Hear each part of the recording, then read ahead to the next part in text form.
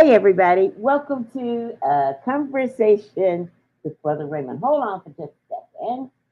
Let me turn this on where we can get started here.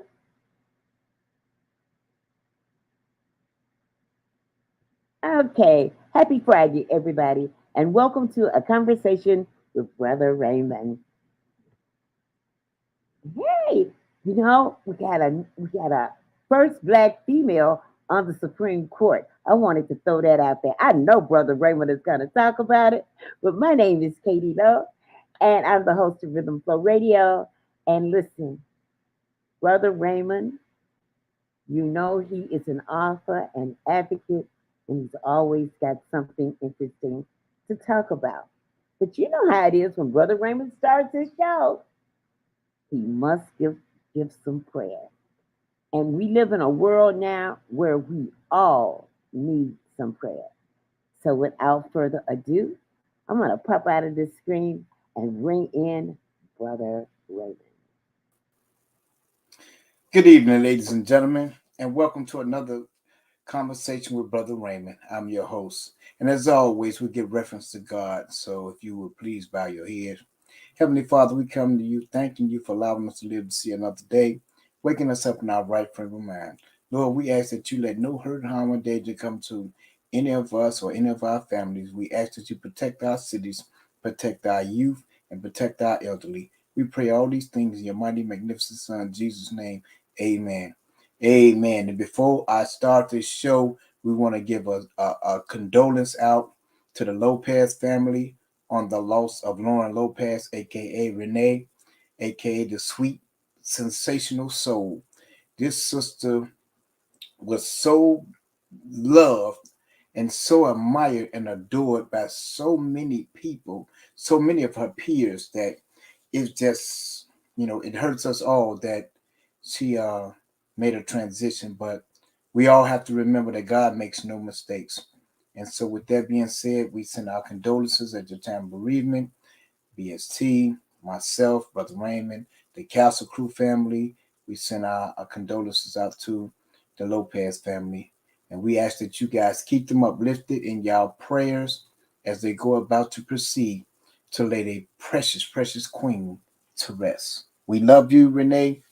You will be truly, truly missed, but never forgotten, always adored, and always remembered. With that being said, ladies and gentlemen, we got a great show today. We'll be getting a call from Brother Donald Watkins, hopefully, in a few minutes. And if not, we have his case, and we'll be talking about the Donald Watkins case today because it is so essential that we understand that everybody that's incarcerated didn't always commit the crimes. And before we get into that, let's give reference to the new Supreme Court Justice Brown for her being selected as the first black female on the Congress. So we give kudos to her because we know she's going to do a great, awesome, magnificent job. There is no question in my mind what she's going to do. Also, Brothers Stand Together has partnered with St. Paul Community Development Ministries Incorporated, and they're located at 4550 South Wabash Avenue, Chicago, Illinois 60653. Skilled construction trades are in high demand. Get ready now for this exciting career, men and women. Learn about the entry skills necessary to become a plumber, pipe fitter, electrician, bricklayer, and more. Free 12-week pre-apprenticeship training program. I'm going to say that again. Free 12-week pre-apprenticeship training program with proven results leading to high wages and benefits. Classes start May 9th, Monday through Friday from 6 a.m. to 12 p.m. Required. Now, this is required. Ladies and gentlemen, understand this is a requirement. So we ask that you meet all of these requirements. Required orientation and passing of a pre-testing TABE test, which will be held on April 6th through the 9th, and it will be later, so you can still call in. Mandatory requirements for this program: 18 years of older. You must have a birth certificate, social security card, valid driver's license, high school diploma or GED, pass drug screenings, and pass the basic math and reading test. SPCDM support USDOL registered apprenticeship programs. Stay union strong. Start your classes now. You can call 773-538-5120. Again, that number is 773-538-5120. Thank you, and God bless you. Now, I put that on my page. I put that on our page in regards for returning citizens to go and fill it out and go to this apprenticeship program. Also, I put the CTA program on there so that they can also fill that out and they may become employable to that. But you have to join. Ladies and gentlemen, nothing comes to a sleeper but a dream. So if you do not, and I repeat, if you do not, hey, how you doing? If you do not apply for this, don't be crying about what you don't have. Here are opportunities. This is an apprenticeship program, a 12-week apprenticeship program to help you get certified trade. And BST is partnering with them because we also have that same vision in mind, because we want our people to become productive. We want you to have higher wages. We also want you to be productive. So these are the things we're talking about. When you look in your community and you see all these high-rise and buildings and complexes going up and you're not involved, well, here's an opportunity right now for you. I'm going to do it. I'm going to show it to you again. Here's an opportunity again right now for you. Here you go here. Here you go here.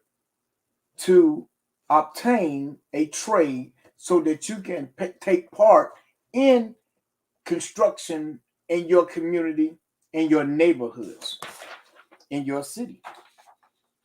So again, ladies and gentlemen, the number is 773-538-5120. St. Paul Community Development Ministries Incorporated, 4550 South Wabash Avenue, Chicago, Illinois, 60610. Please, ladies and gentlemen, if you have someone or you know someone who is in dire need, because we do need trades. We don't just need to get a job. A trade is a form of entrepreneurship, and it can help launch you and launch your company. So tune in, take this free opportunity to get an apprenticeship training program and get the certificate and get certified. It says in plumbing, pipe fitter, electrician, bricklayer, and more. So the sky's the limit for you. And also, if you haven't tuned into the CTA Second Chance program, they are hiring right now. All returning citizens, no matter what the background is, they're hiring. So you need to check into that as well. And it's excuse busters. You ain't got no excuses now. Now you can't say, oh man, ain't nobody trying to help me. Ain't nobody. We're giving it to you in the raw, uncut. It's laid out. Now all you have to do is play it out. And that's what needs to be done. So I advise you to take advantage of that. I will go to my page. It's on my page, and look it up and take the information. If not, I'll put it in going towards the end of the show. Special shout out to our sponsors, the Crawfords for Peace Foundation, Miss Kelly Crawford and Philip Crawford, two of my dearest, nearest friends and like family to me. They have been, me and Miss Longmire, aka Miss Crawford, have been friends for over several years now, and we have been working diligently in the schools with our youth, helping them to become productive members of society, giving them the education, and we're giving it to them the straight facts. And they at Mollison. She's at Mollison right now, and she has been there, and she's been a phenomenal teacher.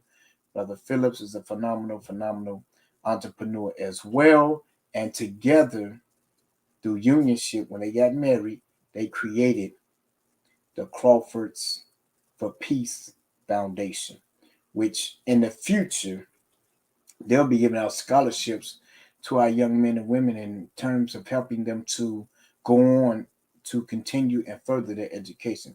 So shout out to the Crawfords. I love you guys. Thank you for being our sponsor. You stepped up to the plate when a lot of people didn't.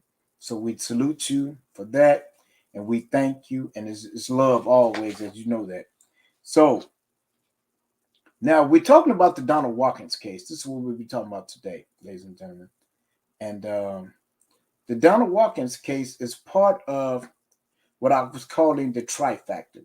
Now, the trifactor is 3 young men who are incarcerated, 2 whom are presumed innocent, and 1 who has been, we're not talking about the crime, we're talking about the excessive time that has been tacked on to him.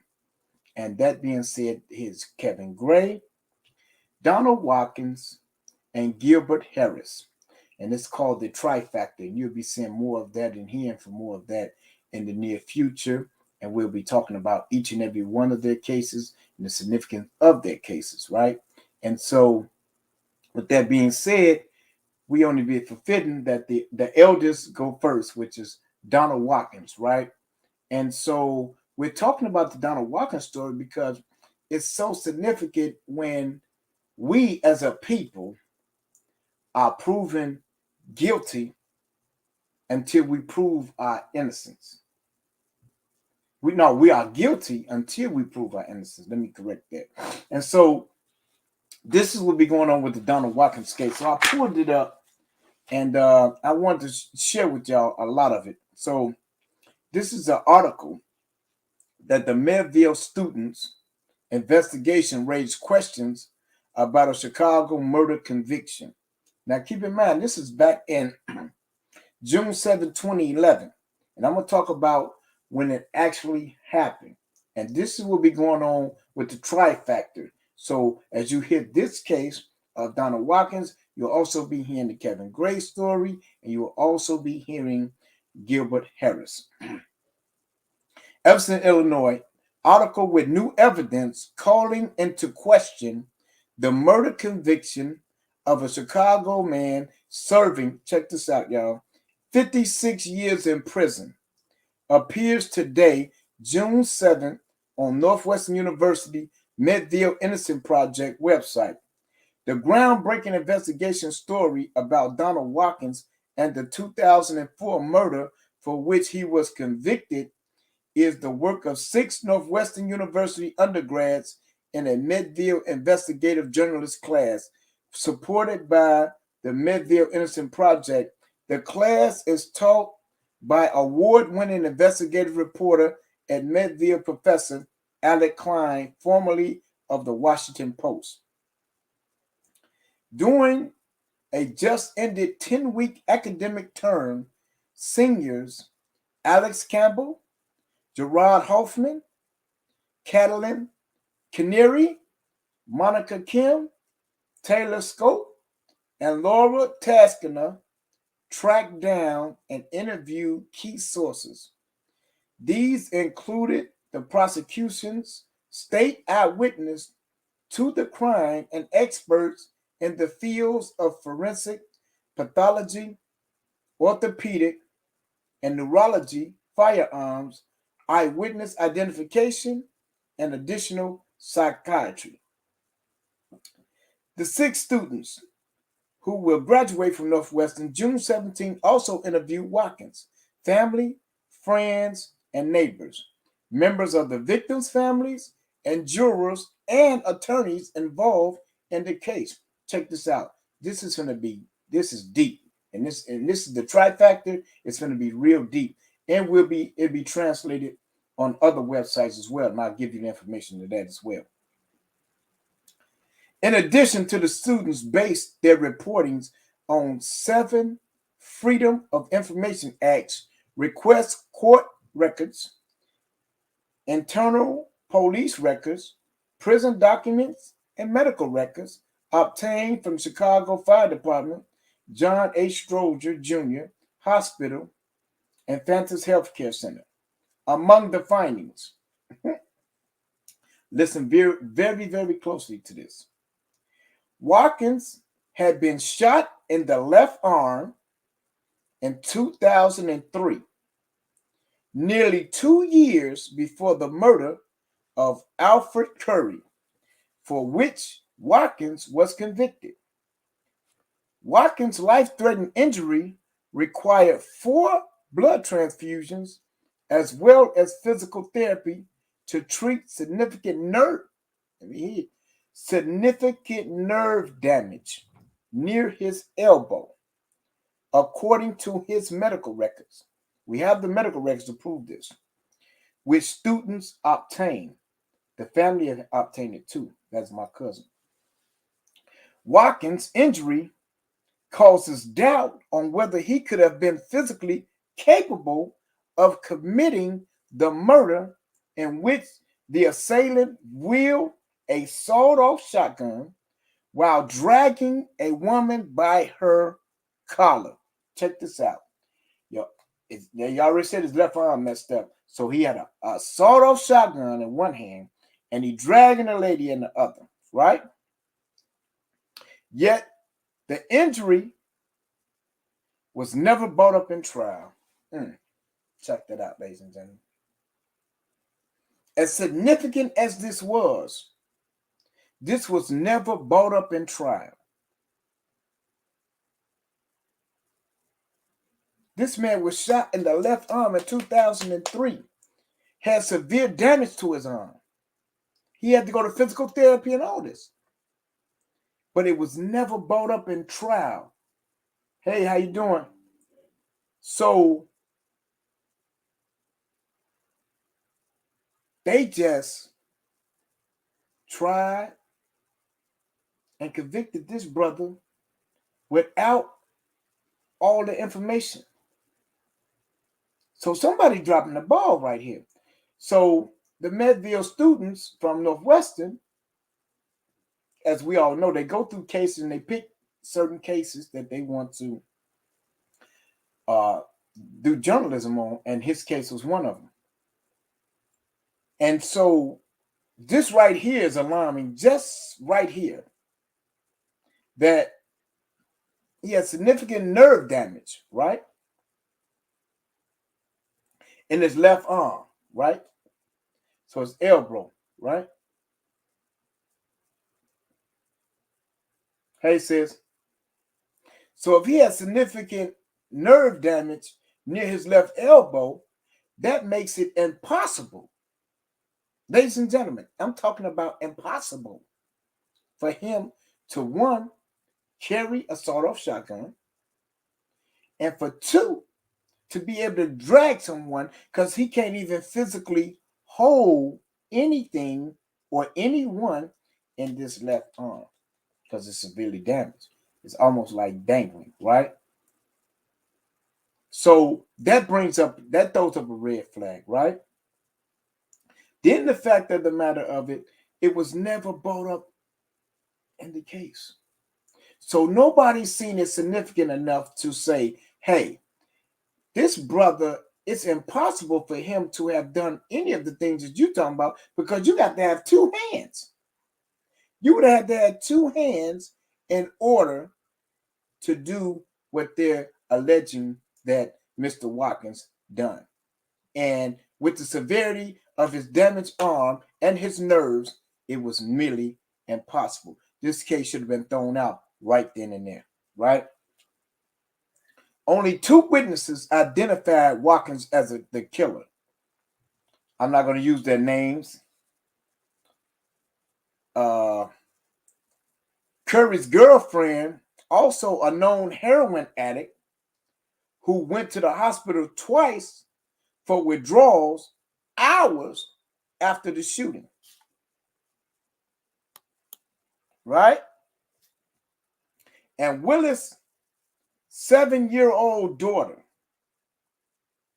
After the students found Willis selling cigarettes on a street a couple of blocks from the crime scene, she gave numerous, check this out, y'all, numerous contradictory accounts of the crime, meaning she told 5 or 6 different stories of how this crime actually happened, which her testimony shouldn't have been accredited anyway. She testified that she had not used drugs the night of the crime, but she told the students that she in fact snorted a line of heroin moments before the murder. Now, this is what it's in black and white, right? So now this is state star witness. So if this is the state star witness, which is an addict, a heroin addict, and on the stand she says, "Oh no, I didn't do drugs before that happened." But then when the journalists and the students come, "Oh yeah, I did a line right before it happened. I was getting my snort on right before it happened." It's contradictory. So Curry let him into an apartment. This is what they're saying. Through physical evidence indicated the back door was kicked in when interviewed by the students. Watkins said he never confessed and that police handcuffed him to a pole attached to the wall, punched him in the stomach, and put a plastic bag over his head. Watkins' alleged confessions were never raised at the trial. Okay, now, if he confessed to this, why didn't nobody say this at the trial? This was a slam dunk. If he did it and he confessed to it, then this should have been a slam dunk. We know that they coerce people to confess, but I'm saying if they're saying it like this, then it should have been a slam dunk, right? Police and prosecutors declined repeated requests for an interview because right then and there, ladies and gentlemen, they already know that they have no case. They never had a case. They needed to find somebody to stick this case on, and Mr. Watkins happened to be the victim in this case, right? The students also have written a story behind the story detailing how they conducted their reporting and another story about the origins of their investigation. Both are being published today on the Maryville Innocent Project website. Also be made available on the Innocent Project, thousands of others. So, ladies and gentlemen, right here, Curry supposedly let him in the apartment, but through physical evidence indicated the back door was kicked in. Now, you can't have it both ways. Either you let him in or he kicked the back door in. One of the two. So that's contradictory as well. See, there's so many holes in this story, and so this is why we fight for our brothers and sisters. Because it's injustice. This is insane. If this is in the court of law, if our government, who swore to serve and protect us, are slamming us, then who can we count on? Who can we turn to? Ladies and gentlemen, I can go back into this. I'm going to go right back to where he was injured at. Watkins had been shot in the left arm, right? In 2003, nearly 2 years before the murder of Alfred Curry, for which Watkins was convicted. Watkins' life-threatening injury required 4, check this out, y'all, 4 blood transfusions, as well as physical therapy to treat significant, now they ain't say minor, they said significant nerve damage near his elbow, according to his medical records. which we have, and we can show it to you, which the students obtained. So the students, not only did the family obtain it, the students have it as well. And they're showing these people that this is conflicting because of this significant injury to this brother. So therefore, there is no way possible that Brother Watkins could have committed this crime, because as it goes in the beginning, it says he had a shotgun in one hand and he had somebody by the collar in the other hand, right? Now, keep in mind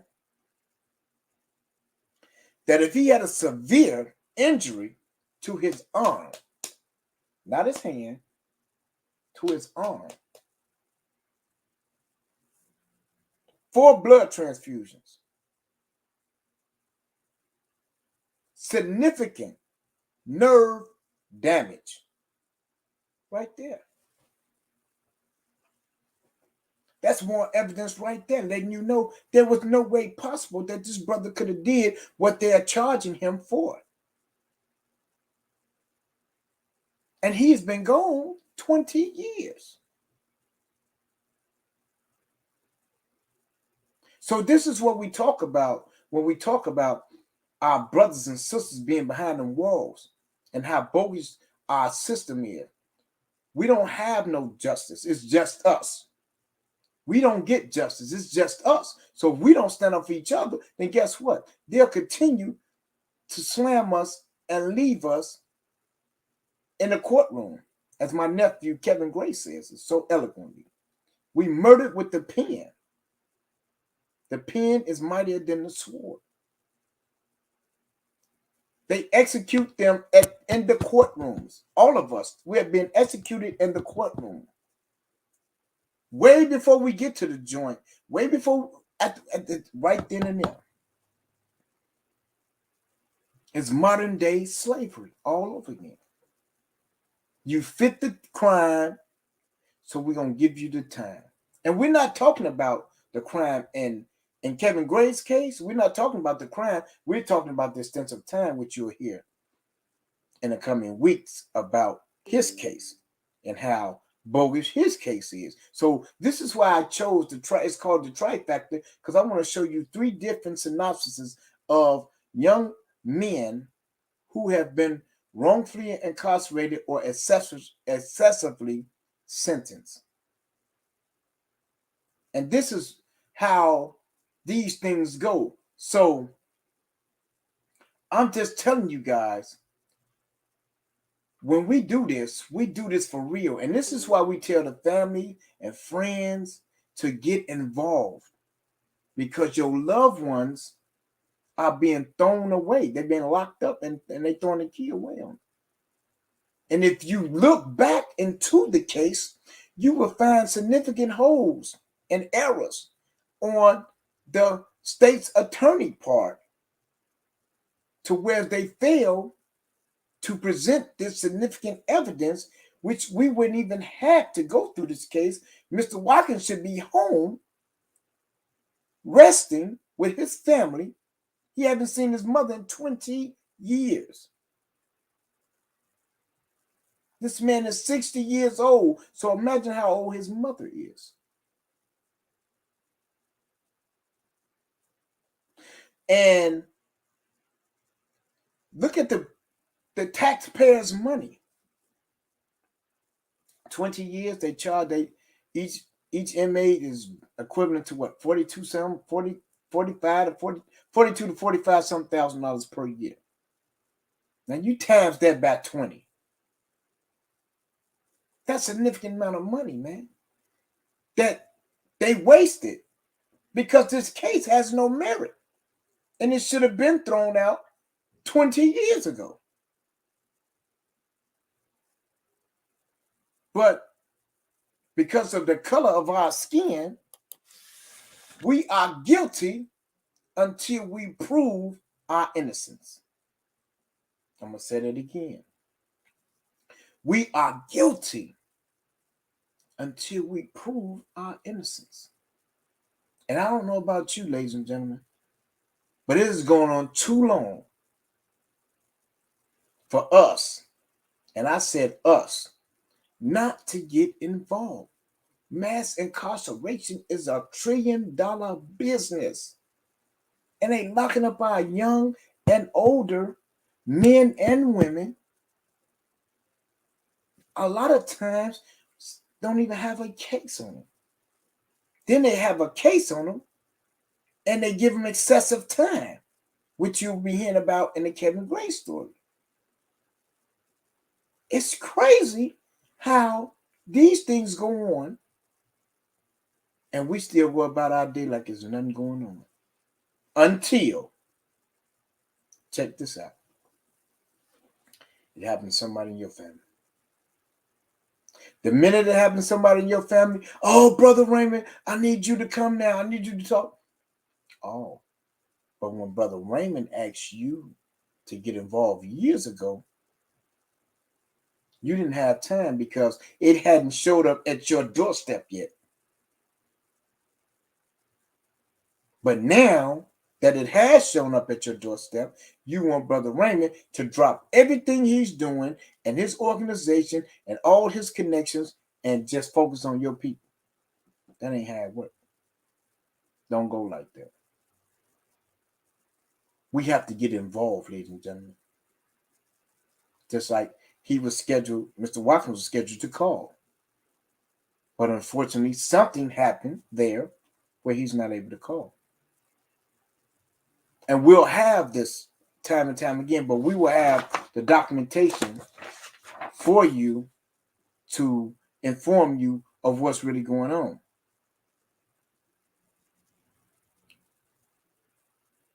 So, again, I'm asking you guys, how could the jury come up with a guilty verdict and give this brother 56 years? And they haven't even heard all the evidence. As I just read to you guys, significant pieces of the evidence was never presented in court. They failed to mention that the man's arm was severely damaged, his nerves was messed up, that he couldn't even hold nothing in his hand. That's called severely, that you can't hold anything because your nerves is messed up. Right? So when you look at these scenarios in this, you have to say to yourself, reasonable doubt. Reasonable doubt. It's some reasonable doubt because if I don't have all the evidence, then I can't make a sound judgment on he or she's life. But yet they're making it at an alarming rate. And guess what? We're not saying anything about it until it shows up on our doorstep. Then we want to get involved. Then we want everybody to fight the power. We want them to shut down everything and get justice for whomever you're seeking justice for. Well, ladies and gentlemen, there are over thousands and thousands of men and women who are innocent in jail right now, who are in jail with excessive time right now, that you can get involved. And we can help free some of these people. But we got to get involved, ladies and gentlemen. I don't know about you guys, but I can tell you that these are white students from Northwestern University. And they did their homework. And know how I know they did their homework? Because the same university did a documentary on me, and they followed me around from sun up to sundown. So I know how diligently they work when they do what they do. So when they obtain all this information right here that they display publicly, how could you find Donald Watkins guilty and get that brother 56 years? Left hand, severely damaged, nerve severely damaged. You can't even use it. So how am I use a shotgun or hold someone because I don't even have the capacity or the grit to do that. So that's step one. And then the contradiction of the stories is changing and changing and changing of your star witness, who, by the way, is a heroin addict. Now, don't get me wrong. I was once a heroin addict too, but I wasn't a star witness. And I know we change stories like the weather. Whatever we want something, we'll tell you whatever you want to hear, as long as you get us that drug or give us some money to get that drug. And a lot of this stuff is being coerced, as far as in the courtrooms, in the lawyers, state's attorney's office, saying what they need to say, drilling these people, and they get up on the stand, they say that, and that's just enough to convict us. And the most important reason why we're being convicted is the color of our skin. We better wake up and pay attention to how gentrification is happening all over. Genocide is real. If you locked up 56 years from, this is 2022, you get 56 years in 2007. And you do the math. And everybody knows murders are 100% now. Or at least it'll be 85, if not 100. You do the math for that. And it's 2022 now. And the man has been gone 20 years. I wanted to ask you, Yes. is that seems like a kind of common practice in some states? Because it's some I've been reading where some of the states are having to pay out large sums of money. Of course. So isn't that a kind of common practice? They get somebody and they charge them with a crime and they withhold evidence. It's racism in its highest form. That's what it is. We're going to call it what it is. Because at the end of the day, you and I both know we're not innocent till proven guilty. We're guilty till we prove our innocence. So that means they will lock us up and throw away the key, and they don't even have all the evidence because the jury says beyond a reasonable doubt. I have to be convicted beyond a reasonable doubt. If there's any question of doubt, then that case must be thrown out, or it's a hung jury and they have to go back all over again. In our cases, in the black and brown communities, that doesn't happen. In fact, it goes on for 20 and 20 years, as you can see, so many different people have been coming home after 20 years, 25 years, 30 years, and they're suing the state of Illinois. It costs billions, almost billions of dollars for enrollment imprisonment. Yeah. Because a lot of the officers coerced it, they wrote it up wrong, and they just blamed whoever they sued. All because they black. So we ain't talking, we ain't even hit that in the head like we need to. But just the simple fact that if Katie Lowe, if my arm is severely damaged, my nerves, there's no way possible I can do anything with this arm. So how was I able to carry a shotgun or collar someone and drag them through the house if this is severely damaged? It's impossible. Maybe they just had it. I hate to say this, and I don't want to sound ignorant, but maybe they just had it in for him.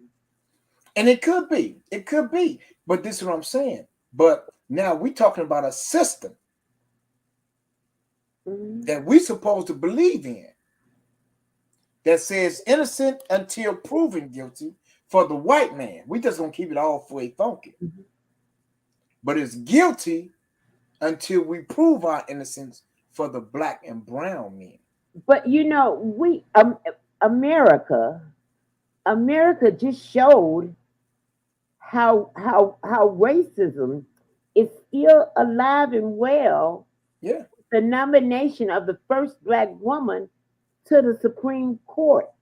When Yes. they took, when the Senate, what is the Senate Judiciary Committee, took the first vote to send the nomination to the Senate, it was split along party lines 11-11.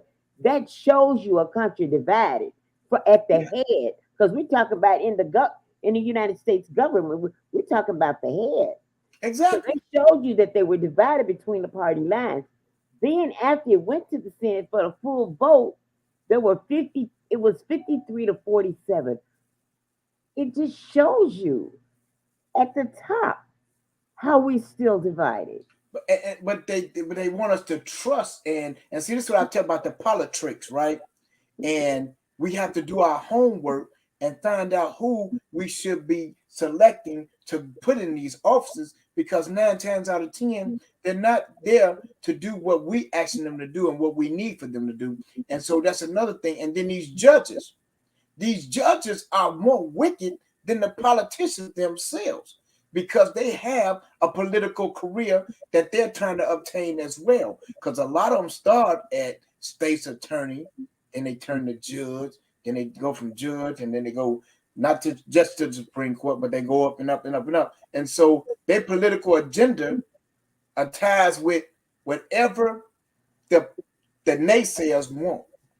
Well, their political agenda is attached to the party that they represent. Exactly. Okay.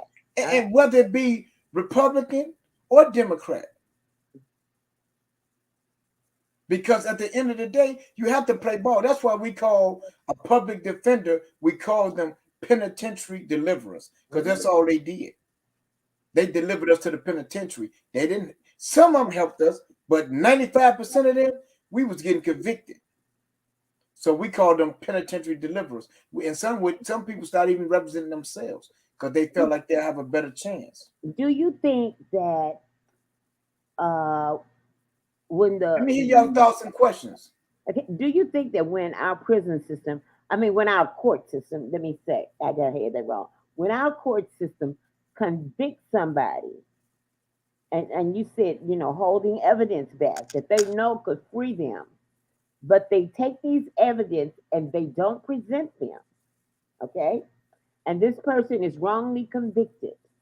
Do you think that if there was a law that when someone is wrongly convicted, the prosecuting attorney that withheld the evidence, I don't care if it's found out 10 years later. Do you think if there was a law that said that they could be sued personally, instead of suing the state, sue that prosecuting attorney? Do you think if there was a law that this would um, maybe change the way, I mean, the status of that, the way it operates? Do you Well, think the narrative of prosecutors would that be is a little bit more truthful? it's the narrative of that is it's a so state's attorney has a team. So Mhm. guess what? That can fall on the fall guy, which is the lowest on the totem pole. So it won't be directly aimed at her career or he or she's career, but it won't be directly aimed at them. And that's why a lot of people sue the state and the city of Chicago in order to obtain funds, because it's wrong. I mean, 26 years of my life, I can't get that back. And you telling me you sorry? No, I don't need your apology. I need to hit your pockets. That's what I want. And that's why a lot of these men and women coming home that was falsely in prison and accused are doing just such that. And that's why the state of Illinois is crying they're broke, because every time they turn around, it's a lawsuit after lawsuit after lawsuit. So it's letting them know that your system has already been broken. And that alone by itself, you don't need people to tell you what's already happening. If you see, it's been over 50 to 60 wrongfully convicted prisoners who have filed lawsuits against the state of Illinois and the city of Chicago by themselves. And once they go through the paperwork, when they forced to go through the paperwork, then they'll see, oh, Mr. Watkins didn't do it. But it's 20 years later. So how do you justify all of that time? And then how do you expect for us to trust a broken system? And you're not even trying to fix it. In fact, now you're targeted to our youth. You ain't even just talking about us no more. We ain't even, the old heads, as they call us, ain't even a factor no more. We already got y'all. Okay, we'll give y'all a few dollars whenever y'all find y'all. If y'all do y'all due diligence and find y'all innocence y'all self, then we'll give y'all a few dollars. But right now, we finna target these young boys right now, and we finna get them off the street. Because guess what? We gave them all the ammunition, we gave them all the drugs, all the guns, we gave them everything they needed in order to destroy themselves, and they can't recognize that, and we know that. That's why we took away the rights for the parents to touch them. That's why we took away the rights for the teachers to touch them. Can't nobody touch them. We want them to run rampant and wild and insane until we are able to capitalize off of their mistakes. And that's exactly what the judicial system is doing right now to our young people and the old ones who are incarcerated, who are fighting for their lives. They're coming up with the loopholes in which they find it in their cases, and they're setting them free. And they best believe they have set aside money for that, believe it or not. They're not talking about that, but they have set aside money for that, to where they give out so many millions of dollars for this person and so many millions, severity of the crime, how long it's been, and how hard can they fight, what can they prove, what they can't prove. This is how much you get or how much you don't get. And so all of this is tied in with the political games that's going on today in society, and not just in Illinois, around the country, but more so worse in Illinois, because the deplorable conditions in which these prisons have been built in 1942 and 1920 and all that, they shouldn't be standing anyway. Nobody should be able to be housed in there. But yet and still they find a way to house them until people complain and people stand up. And this is what we're talking about when we talk about unifying. You know, mass incarceration is a multi-trillion-dollar business. And they come up with schemes in order to get our brothers and sisters off the streets, only to find out decades later that he or she had been innocent all the time of the crime. You said mass incarceration was a big business. So, what are some of the things that the prisoners make or manufacture while they're incarcerated? And also, are they paid a salary? Well, they paid a salary. They magnificent. They did jewelry, clothes, belts, chains. They did catfish in some states. You know, they make pillows. They make a lot of stuff in jail. You know, and they paid uh not even a fraction of it. You might make 25 cents here. You might make 50 cents here. You might make $1 here. But that's against the 14th Amendment. That's incarcerated slavery. And Okay, so so, are there any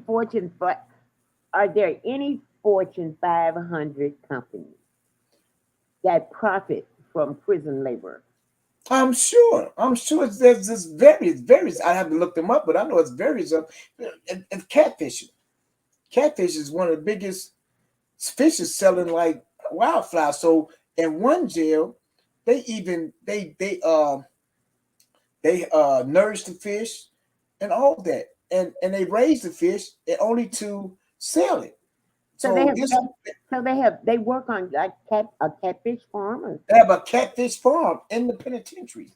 what? They build furniture in the penitentiaries. People not talking about that though. So it's a lot of stuff that we'll be tackling on these subjects about the mass incarceration and how it's so injustice is just engraved. I'm talking about it's people there. I kid you not, is living on the limb right here. Right before we go, I'm going to show you talk Mhm. about, and this is in Illinois.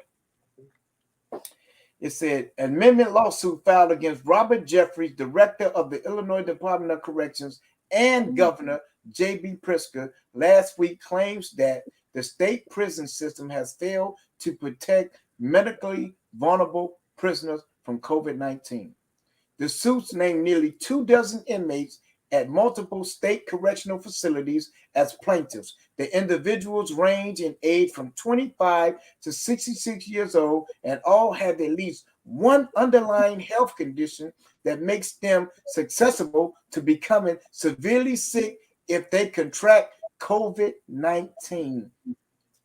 I Alan, thought, I thought they sent a lot of prisoners home because of they that. said, I'm going to tell you, and Okay, I'm gonna jump down to it. come Few on. people released. Since the pandemic began, the lawsuit claims that the IDOC has released few prisoners from state facilities between March 1st and May 19th.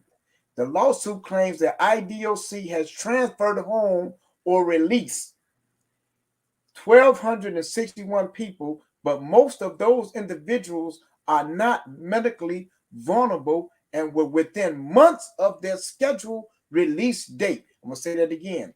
Most of these individuals are not medically vulnerable and were within months of their scheduled release date anyway. The suit also claims that the prison system has only released 29 of the roughly, listen to this, 4,800 inmates who are age 55 and older during the same period. An executive order from the governor has expanded the department authorities to grant medical furloughs, but the lawsuit claims that the Illinois Department of Correction policy exclude the vast majority of medically vulnerable prisoners from being released. So this game that they playing, man, it's real. You playing with my life because it's a business. And how many of our returning citizens in there have went on to glory and we don't even know nothing about it? That's because, and this is why I tell people to get involved with their families. Find out what's going on with your family member that's incarcerated, because you don't know they don't have their best interest at heart. So we have to have their best interest. We got to be the ones on guard, and we got to hold them accountable. So organizations like Brothers Standing Together, um, in order to keep our young, because some of the young people are, I mean, not, I'm not saying, I shouldn't specify young people, but there are quite a few that are running Hey, rampant. In order to keep them out of the system, how does Brothers Standing Together play a role in that? How do you educate young people to keep them out of the system? Because it looks like when they when they get in the system, they are part of that system, and it looks like that system works for them. If I'm exactly. seeing this right, once they become a part of the system, doing things, going to jail, going to prison, they become a part of a unique group of people. Because And anytime something happens, if you fit in that, I guess the crime that you did, if you fit in that bracket, mhm, they're going to look for you. exactly. So, uh, how can brothers standing together help educate young people before they get in the system? Well, that's What called can you do preventative as a measures, what can right? you do as an organization? It's called preventative measures, right? And what we do is prepare an outline on how not to go to prison, but we also have to have the resources and the finances in order to do that. So we all know in reality, the system is designed against black and brown individuals of color, period.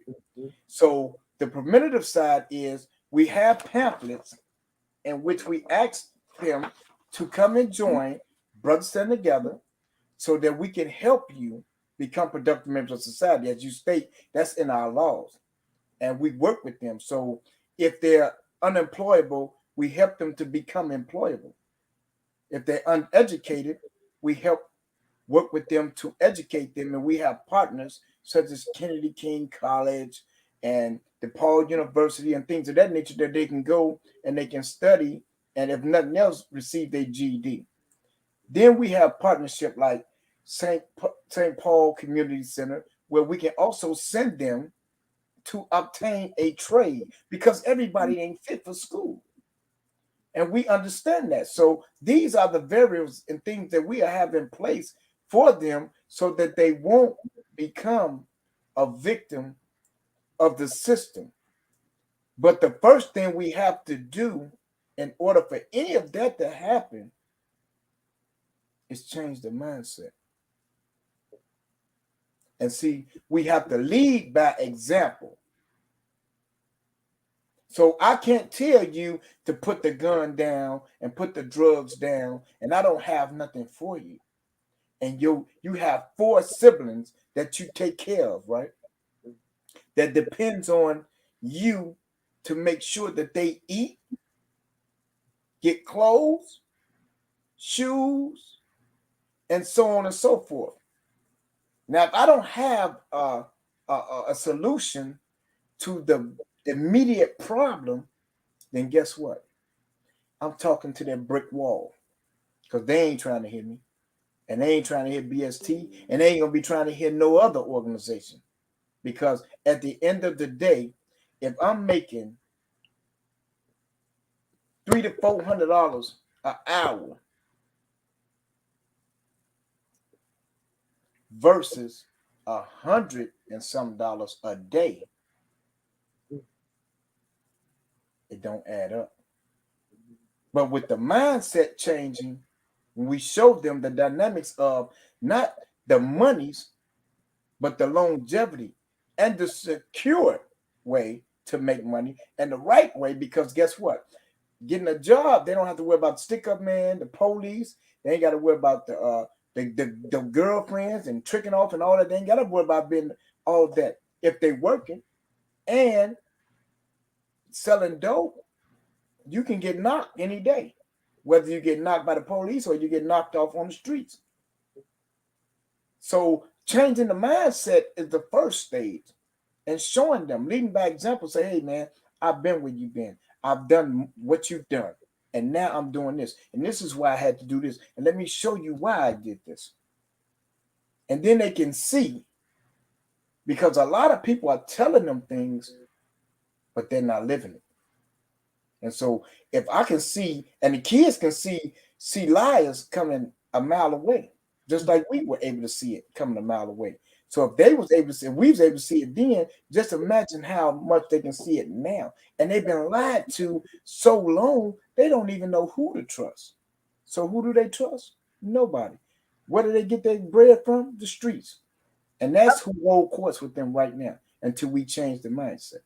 Okay, there was a time when brothers standing together, uh, probably maybe 4 years back, Mm-hmm. if I'm correctly, used to go into the school, into the public school system, Yeah, yes, we did. and mentor.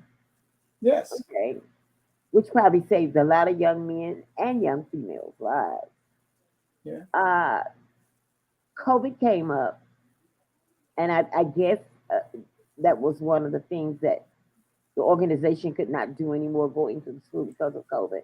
And then the kids were, doing the at home learning. Now that the numbers have changed in a way and kids are back in school, will Brothers Standing Together, will that organization go back into school and mentor Well, again? that's a good question. I'm glad you asked that question because we are in the talks right now of going back into several schools. But here's the problem, Katie Lowe. They put so much red tape up there for you to get through before you even able to go into a school. They want you to be felony free, which 90% of us is not happening. And then they want to know, they want your background, they want so much from you Hmm. in order for you to do it to where it makes you say, forget it. But we have been there and we've done that. So we know what the challenges is. So right now we're waiting on several schools to respond to us. So on the second half, after the spring break, we can get in there and we can start educating the minds. And we'll be doing a new documentary on Brothers Standing Together because, in my heart of hearts, I love the children and I love the people. And this is what we work for.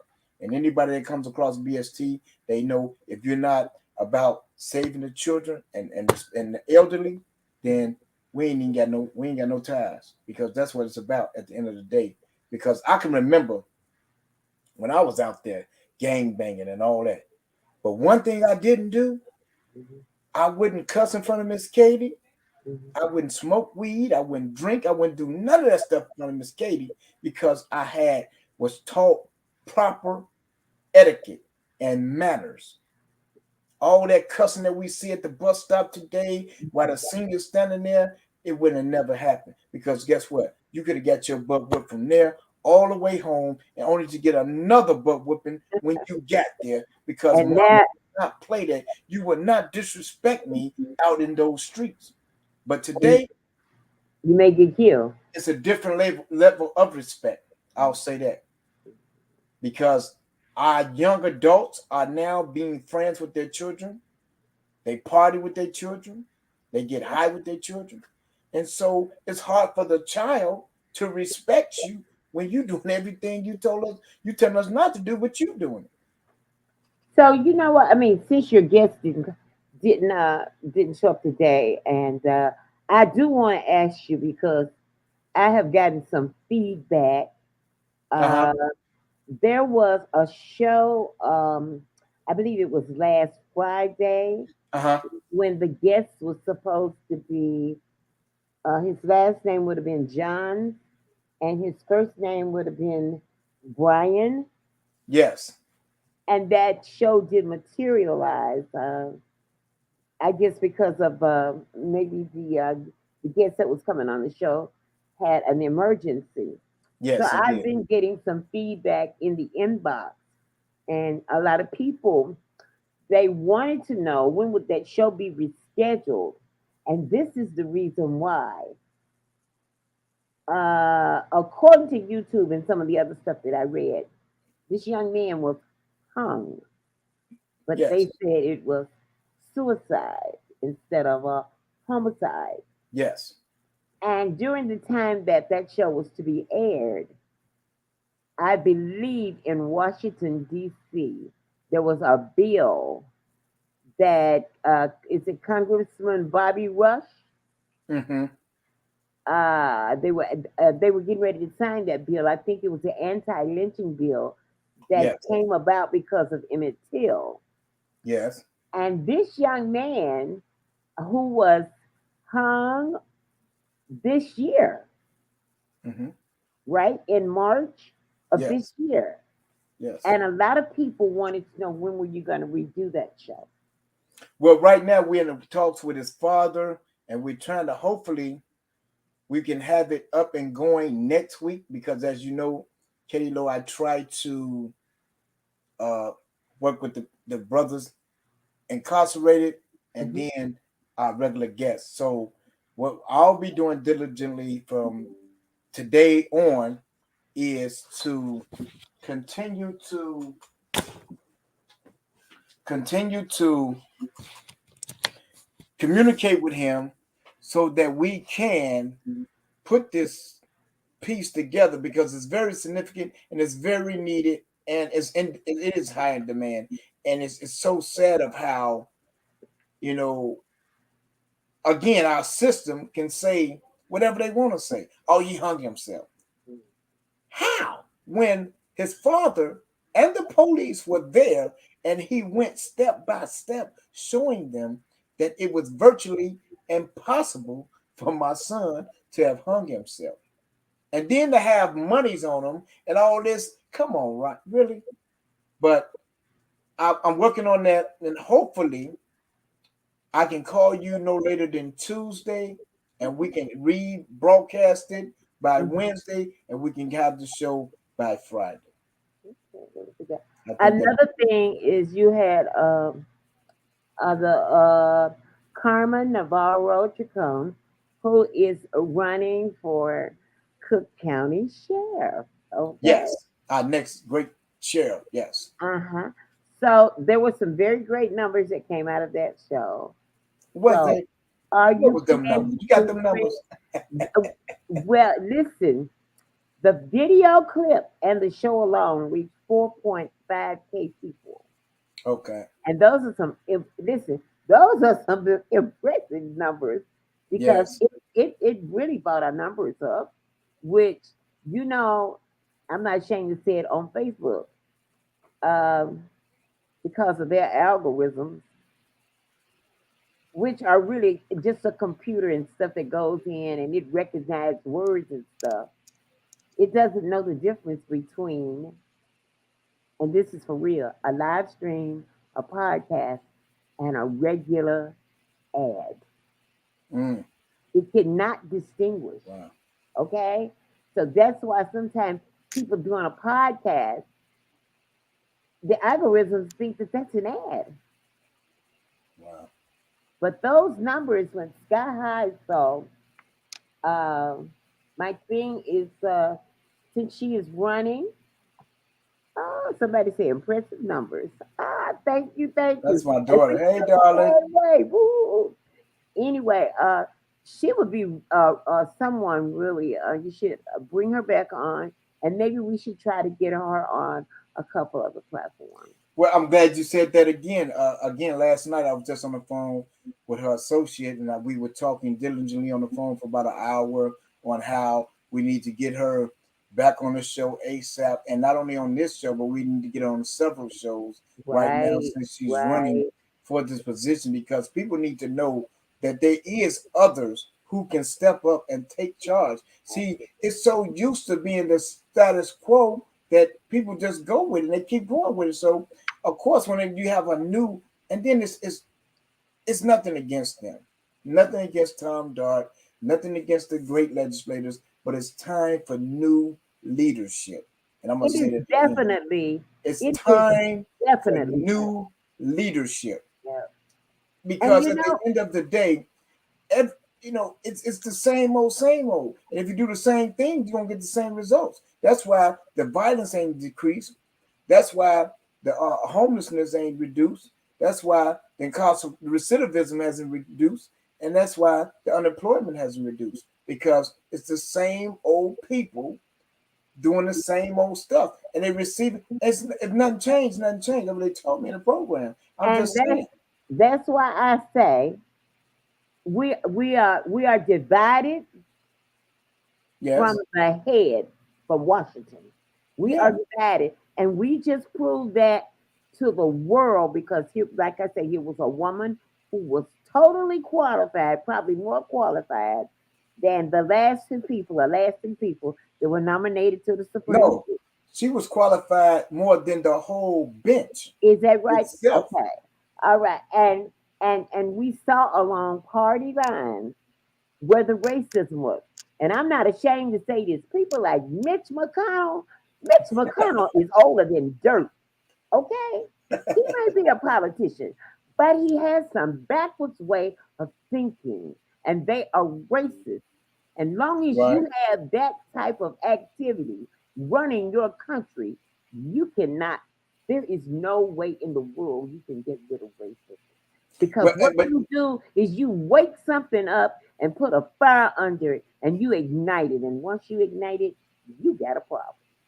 but we do that, but we let the fire die. We let the fire go out. We had actually lit the fire in Chicago with the Laquan McDonald case. We Yeah, lit the fire with the Mike Brown case, with the Eric Gardners, with the Emmett Till. See, we lit the fire, but we let the fire go out. And then we don't stand on their necks like we're supposed to. Because the Constitution clearly said we the people. So we have the power. but when the Constitution was written, we the people, we were not we the people. No, we wasn't. But since That's they right. wrote it, we're gonna use their contradiction against them. Yeah, but when they Because first wrote it, they didn't write it for they never wrote it. we. We was never included in anything. Right, they didn't write it for we the black people. No, it As wasn't. my friend Bose Johnson would say, what's in it for the black people? It was nothing in it for the black people No, it when wasn't. they first Just wrote like that you know, constitution. it's like that. I don't stand for no national Let, anthem. let That me ain't none of stop. our Let anthem. me stop. Let me get out your screen because But I know I ain't acting right.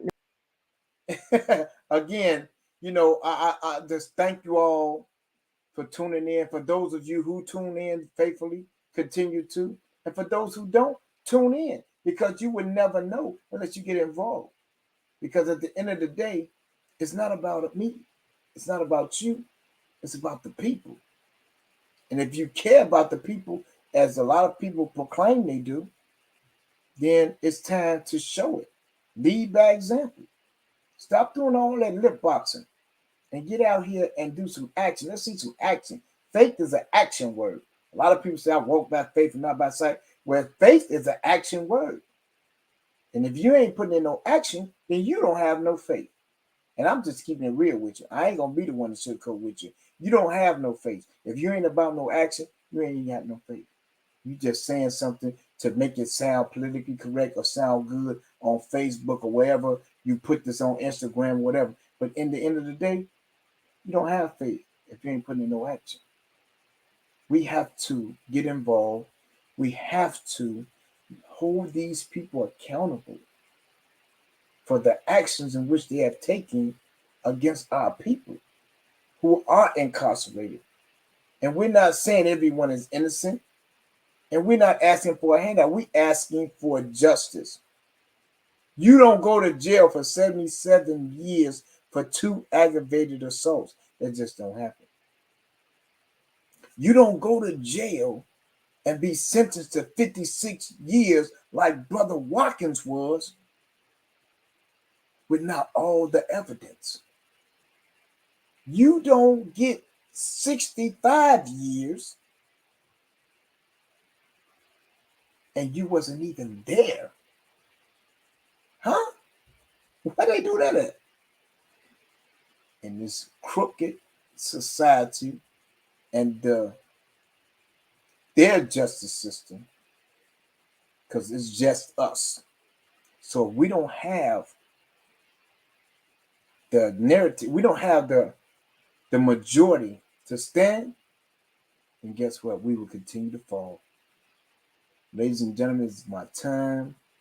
I thank each and every one of you who participated, who always participates. I ask you to keep your heads up. And again, before we go, let's send a special prayer to the Lopez family on the loss of their loved one, Lauren Lopez, aka Renee, aka the sweetest person that I've ever known. And I'm talking about real talk. Let's ask that you keep their family up in prayer as they go through their time of bereavement. And we ask that you continue to tap in with Brothers Stand Together. Help us strong where we're weak. Help us see where we're blind. But we have to work together because we don't have all the answers. But together, we can overcome any obstacles that we face. You have been tuned in to another conversation with Brother Raymond. I am your host. I love you. And as always, there's nothing you can do about it. Katie Lowe, take me about his All home. right. Today's show is brought to you by the Crawfords for Peace Foundation, where they believe let there be peace on earth and let it begin with you. That's the Crawfords for Exactly. Peace Foundation. Powerful foundation. All right. Check them And out. Look them up. we thank you so much for tuning in. And I want to remind everybody on Monday, you can catch In the Basement with Macklemore with Bryant McLemore Smith at 5, and you can tune in to Opinions. Everybody's got one. I'm not going to say the rest of it because, honey, you have to wait till the show to get the punchline. But check Right. Opinions out at 7. And every Friday, right here in the screen, you're going to catch Brother Raymond. We thank you, and And everybody have a before we wonderful go, don't forget to continue to support Martha Helping Hands. Oh, listen, I want to tell everybody I got some for you on Monday at 7. because opinions will be sponsored by marthashelpinghands.org. Martha, I want to tell you that that is a 501c3 organization, and they advocate for the homeless. Yes. And you know, in advocating for the homeless, you need money, you need funds, Yes. you Yes. need funds. You Yes. can listen, you can make a donation no matter how large, no matter how small. You can make that donation at Yes. Turner's. That's TURNES 412 at marthashelpinghands.org. Let me tell you one other thing, Raymond. I'm not taking over your show, but let me get this out my system, okay, before I throw it up. Okay. Martha's Helping Hands is located in Houston, Texas. Okay? Not only do they feed the homeless, they have clothing, they have shoes, they have hygiene products. Now, if you don't have money to donate, and if you work for a corporation, you can donate clothing, you can donate shoes. Yes. Listen, every homeless person needs clothing and they need hygiene products. Yes. They need deodorant, they need Yes. toothbrush, they need Yes, they do. toothpaste. And listen, I heard through the grapevine that Northwestern University, and when I heard this, I cried. Do you know they have a place for homeless people to go and take a shower?